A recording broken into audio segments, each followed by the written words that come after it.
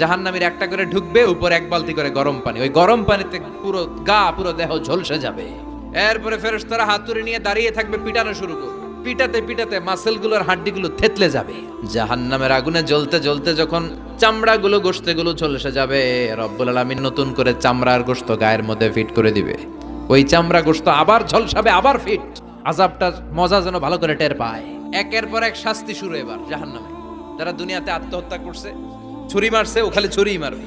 বিষ খাইছে, খালি বিষ খাবে।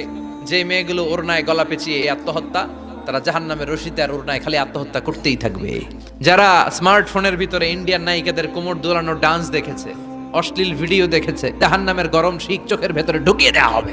যারা মিথ্যা বলতো, ওদেরকে এক লাইন জাহান্নামের ছুরি দিয়ে কুচি কুচি করে জিহ্বাটা কাটা হবে।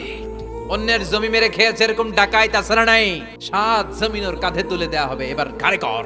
গিবত করে চগল খড়ি আছে না নাই?